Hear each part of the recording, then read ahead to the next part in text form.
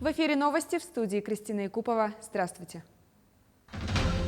Правительство России утвердило новую программу развития Арктики. Власти планируют потратить более 19,5 миллиардов рублей. Около сотни жителей столицы присоединились к акции «10 тысяч шагов к жизни». Медведица Харчана из Ленинградского зоопарка показала, как владеет мечом. Сотрудники запечатлели ее на видео. Почти 20 миллиардов рублей направят на развитие Арктики. Правительство страны утвердило государственную программу до 2024 года. В текущем году будет направлено более 3 миллионов рублей в целях ускорить экономическое развитие, обеспечить условия для устойчивого социально-экономического развития макрорегиона. Среди задач программы – обеспечить условия для реализации инвестиционных проектов, создать новые рабочие места и привлечь трудовые ресурсы. Ответственным исполнителем программы назначено Министерство страны по развитию Дальнего Востока и Арктики. Росгеология будет искать золото в Алекме и Верхоянье. Компания получит контракты на добычу рудного золота на 2 участках в Якутии, Мурунском и Шелгонском. По результатам этих работ Росгеология даст предварительную оценку прогнозных ресурсов рудного золота, разрабатывает рекомендации по дальнейшим геологоразведочным работам. Завершатся они к концу 2023 года. Столицу республики и Нерюнгри признали городами с благоприятной городской средой по итогам прошлого года. Результаты индекса качества городской среды для более 1000 российских городов представили Минстрой России и Институт развития Дом РФ. Так, Якутск занял 6-е место в категории больших городов, находящихся в дискомфортном климате. По сравнению с 2019 годом столица республики улучшила свои позиции, набрав 181 балл против 133. Также в категории средних и малых городов Нерюнгри вошел в топ-20 лучших по России, набрав 181 балл. Город улучшил свои показатели на 25 баллов. В Ленске решена проблема с вывозом твердых бытовых отходов. Мусорные площадки сегодня очищаются регулярно, как в городе, так и в отдаленных микрорайонах. Ленчане довольны работой регионального оператора и надеются, что такой ответственный подход к своей работе у него сохранится надолго. Региональный оператор с начала этого года самостоятельно начал уборку твердых бытовых отходов. В Ленск из Мирного была направлена специализированная техника и создана небольшая автобаза. На данный момент мы работаем там в полном объеме, так же как в городе Мирном, являемся транспортировщиком ТКО и также ведем всю деятельность, которая связана с рекоператором. Это отслеживание объемов вывоза на свалку, на полигон ТКО и деятельность по отслеживанию объемов сбора ТКО в городе Ленске. Ежедневно техника предприятия выходит на уборку городских объектов. Также отрабатывает заявки, поступающие от жильцов частного сектора. Надо сказать, что со своими обязанностями компания справляется хорошо. Город чист, в микрорайонах мусор тоже вывозится постоянно. У нас мусор стал более-менее хорошо вывозиться. То есть баки не такие вот, как были до этого. Ну, в принципе, я довольна. Нормально. У нас чисто, убрано. Ну, в общем, в моем, вот и там, где я живу, 9-этажки, нормально справляются, убирают вовремя, все чисто, хорошо. Я не знаю, налосы вывозят. Ну, было тут проблемы какие-то, ну, как бы они решились, я так думаю. Сейчас вовремя убираются. Ленчане довольны работой регионального оператора, а вот работники рекоператора не совсем. То и дело водители мусоровозов сталкиваются с непониманием некоторых ленчан. Одни выливают в мусорные баки фекалии, другие заполняют их крупногабаритным мусором. Техника с такой задачей просто не справляется. Кто-то и вовсе поступает вот так. Первомайская, 7, мужик не отгоняет машину. Подъехать никак невозможно.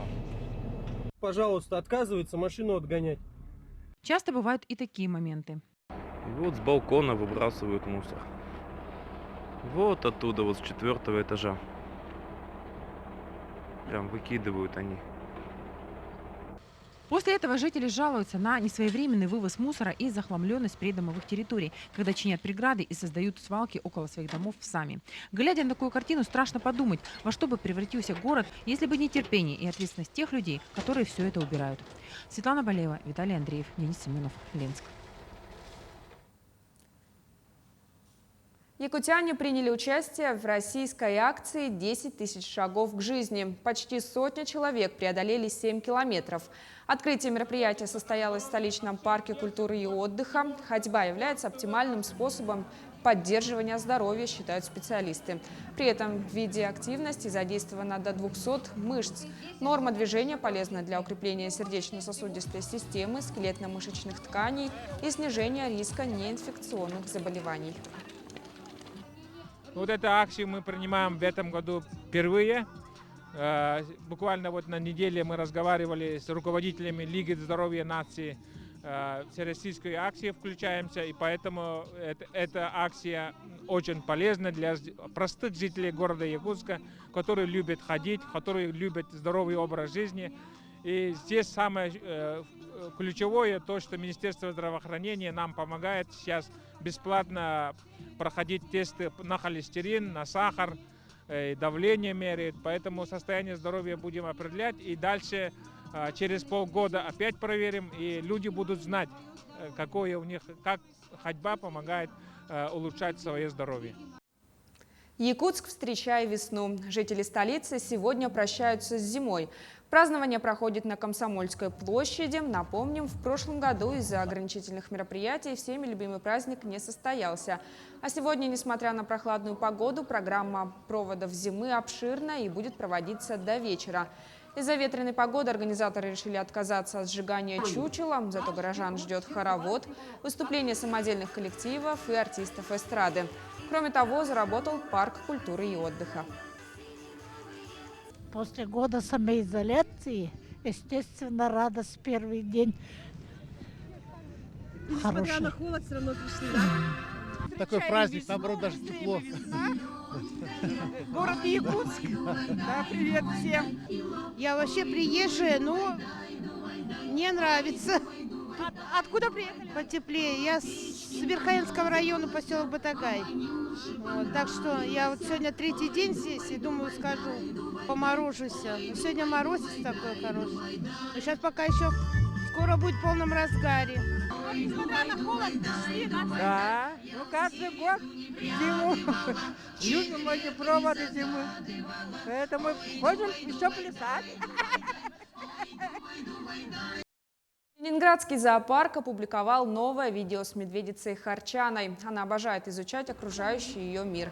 Осенью ей интересно пробовать желтые листья на вкус, зимой валяться в снегу, летом охотиться за насекомыми, ну а весной разламывать льдины, говорится в публикации. Работники зоопарка запечатлели игру медведицы. Она прыгает на лед, разламывает его и закидывает на лед мяч, чтобы затем достать. Напомню, Харчана родилась в 2016 году в якутском зоопарке Ортодайду у пары белых медведей Колыманы и Ломоносова. В декабре 2017-го ее отправили в Ленинградский зоопарк. В Петербурге спасают обнаруженного в порте Усть-Луга истощенного телененка. Подробнее в сюжете далее.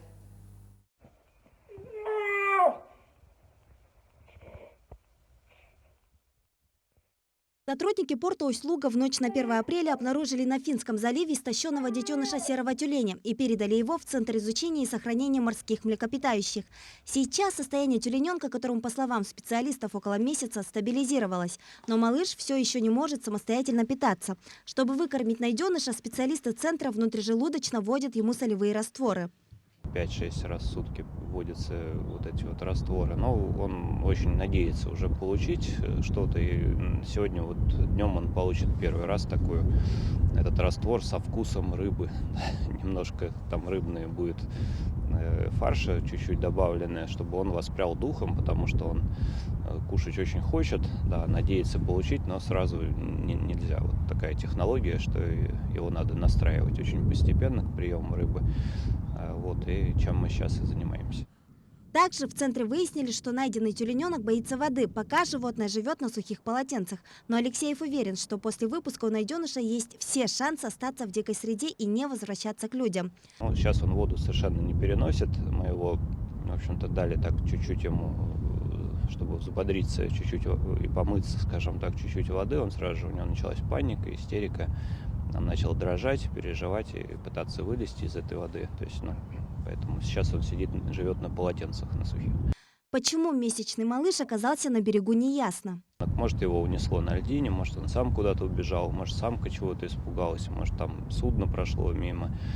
В общем, он потерялся и, не будучи подготовлен хорошо к самостоятельной жизни, куда-то поплыл, на удачу вылез на берег, там его нашли. Обычно самки серых тюленей выкармливают детенышей до веса от 35 до 50 килограммов. Достигнув таких размеров, тюленята накапливают достаточно подкожного жира для самостоятельной жизни и охоты. Этот тюлененок, он уже намаялся, настрадался, он уже такой по-своему тертый калач. Вот, и он, собственно, с самкой все-таки какое-то время все равно находился, и он уже не вернется после выпуска, это точно. Только встают на ноги и сразу же на лыжи. Один из самых любимых видов спорта у ленчан – лыжные гонки. В секцию набирают детей с 5 лет. Именно лыжники приносят много побед в копилку Ленского района. С ними встретилась Анна Кожевникова. Только вперед и за победами едут ленские лыжники на зимнюю спартакиаду. Помимо гонок, они примут участие еще и в биатлоне. Лыжный спорт в Ленске на высоком уровне. Сейчас спортсмены находятся на сборах в Алдане. Затем юные лыжники примут участие в первенстве республики по лыжным гонкам. Спартакиада стартует 5 апреля. Там у нас примут участие сильнейшие наши лыжники. Это Дигесов Антон, который у нас с Бичинчи занимается. Сейчас он как раз принял участие в Чурапче, занял 2-е место там среди мужчин в соревнованиях. И Арбатский Никита занял 1-е место в соревнованиях в Чурапче. Котлерчук Ярослав, Клугин Александр, который у нас вошел в состав сборной России на Олимпийские игры, на зимние Олимпийские игры. И я надеюсь, что он пройдет все отборы, и мы увидим нашего спортсмена на зимней Олимпиаде. Ну а пока именитые лыжники Ленского района завоевывают медали, подрастает достойная смена. Александр Баранов пробовал себя в разных видах спорта, но именно лыжные гонки стали для него любимым занятием. Он развивает сильное дыхание, дышать хорошо, развивает организм, чтобы он был крепче. И ты намного больше поглощаешь свежего воздуха. Я занял в этом году 3 первых места и еще там 1-3 место в Бичинче. Юные лыжники с азартом стартуют и не выдыхаются до финиша. После усердных тренировок они еще спешат покататься на сноутюбингах. Заниматься я начала в этом году, потому что моя мама тоже лыжами занимается. Мы поехали на лыжи, она меня спросила, хочу я заниматься на лыжах. Я сказала да. Вот, я начала.